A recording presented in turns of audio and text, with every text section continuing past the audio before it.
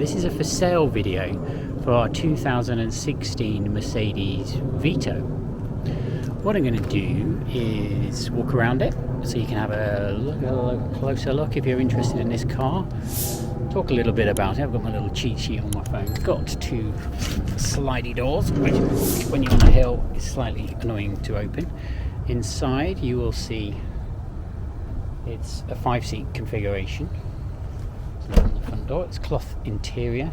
It's the Vito, so it's not a V class. It says Vito there, and 114. It's the 114 CDI. It's the 2.1 diesel engine, and you can see all of the space there. Let's give you a bit of a rundown on some of the specs, because if you're interested in this car, you probably know a bit about them, but I'll cover the reason for selling. And there is my son's go-kart. So we ran this, we haven't really used this row of seats. We took it out, put a big rubber mat in here, and you put the cart in there. And then my wife was going to go camping. That didn't really work out. She camped less, and this van just is too good for karting, really, and it's not quite big enough for us. So we need something big enough. It is the 2.1 4-cylinder diesel engine. It puts out 136 brake horsepower, 0 to 62 miles an hour in about 12.8 seconds. Top speed 113 miles an hour. 6-speed manual gearbox. It's the one with the 2-seat configuration up front. It comes very nicely equipped. You've got some lovely, you can see them there, Mercedes cloth mats, so it's that sweet spot between feeling a bit like a van but also some creature comforts of a car. So you've got the satnav head unit there with Bluetooth. You've got the steering wheel controls with cruise control, speed limiter, standard sort of Mercedes stuff, auto lights, so you don't need to worry about turning them on and off, heated driver's seat, electric windows, door locking there, and electric mirrors.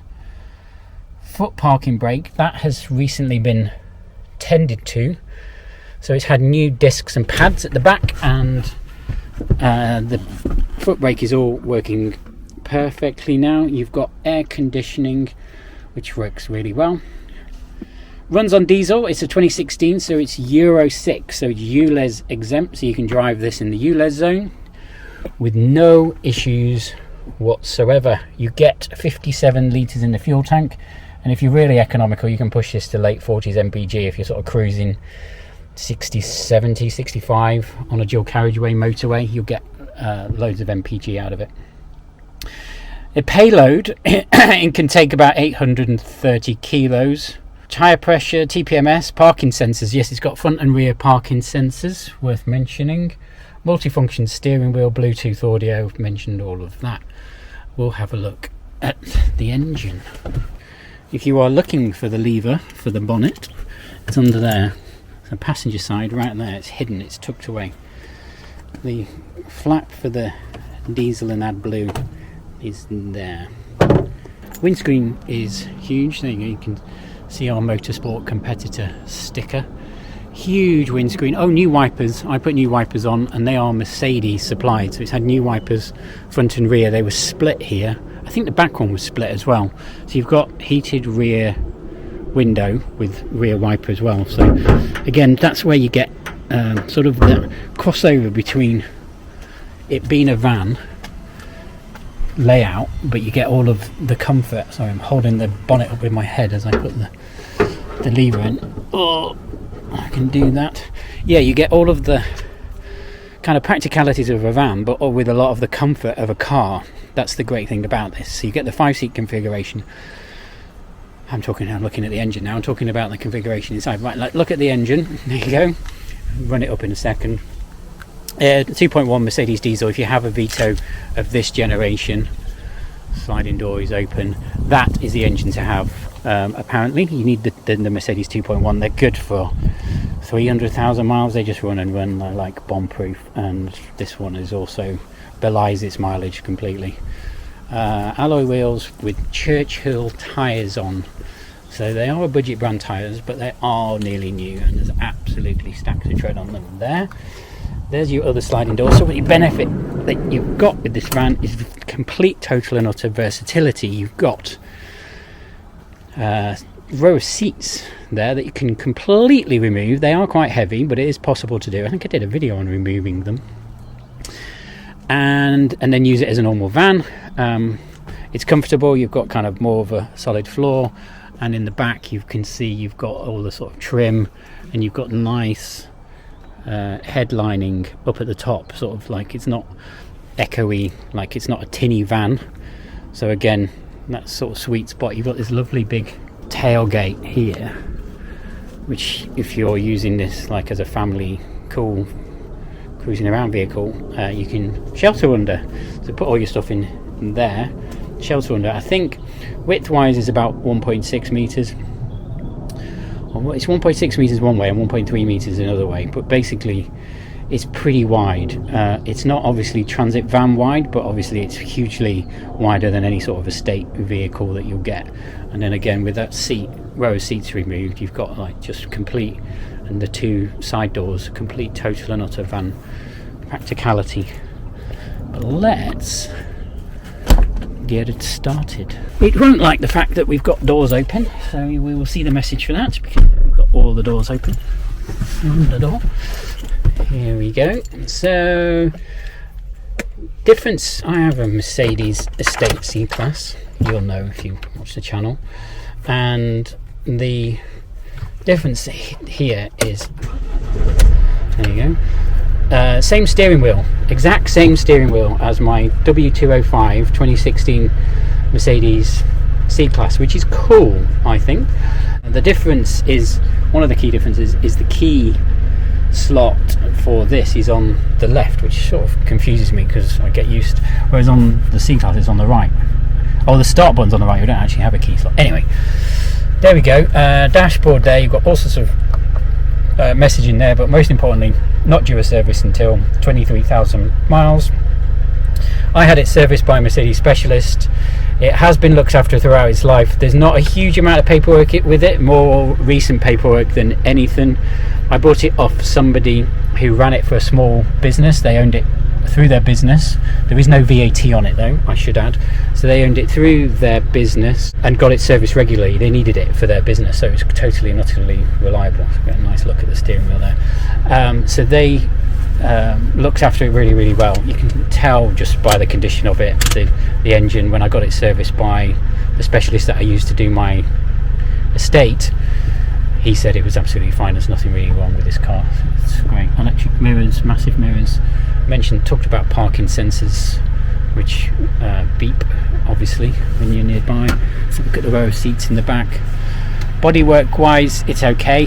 There are a few dinks, marks and scrapes, but nothing like you would get normally in like a 2016. You'd find a 2016 van that's like used for Amazon and they're absolutely trashed. This is not trashed. This is a nice bit of kit.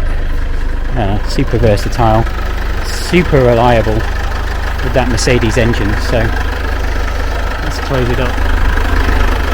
There you go, you can hear that engine. We'll take it out for a quick drive in a minute.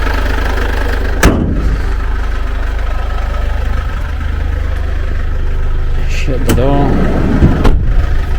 So that's it, the tour. I'll get my trusty cameraman to come and hold the camera, and then we'll have a little drive around and you can hear what it's like on the road.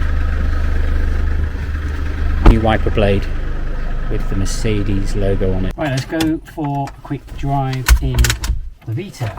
Right, foot on the clutch, start up.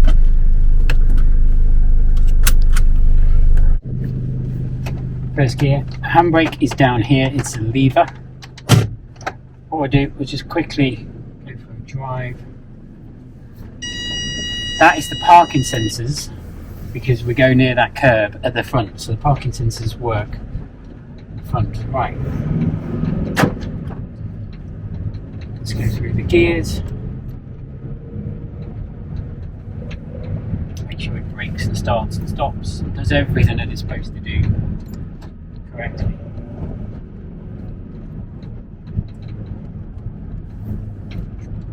mentioned earlier, the tracking on this car has been done, so it drives in a straight line.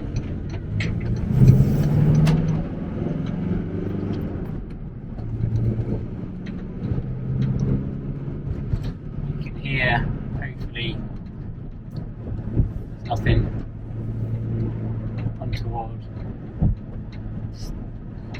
Feels like a van a little bit. You've got this sort of driving position and this car-like steering wheel.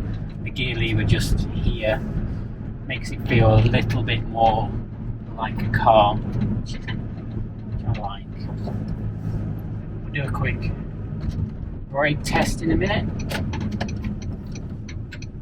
Oh, that sunlight, I can't see it.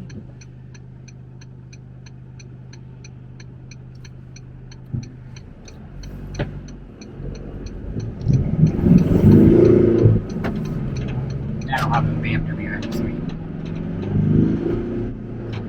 Save operators for a minute. You've got the center console telling you your trip and your MPG, outside temperature, average speed, etc. Right, brake for this roundabout. Car brakes, great. Absolutely no problems whatsoever.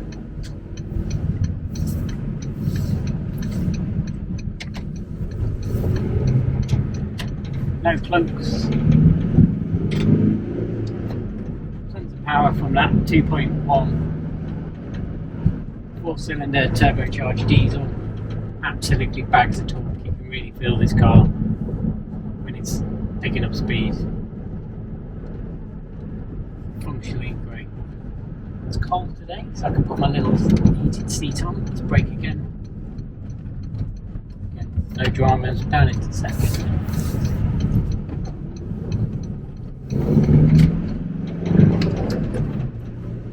Off you go. So that's it. A little video of overview of the Vito. Its features, a bit about its history. Last MOT was a couple of months ago.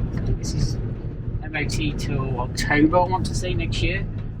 After getting the brakes done on the rear and sorting out the handbrake, it had no advisories, so it's a completely clear MOT.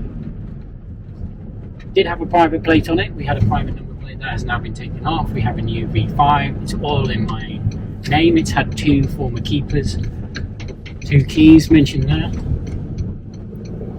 It's got its original number plate on and it's ready for the new owner to come along, pick up, collect, drive.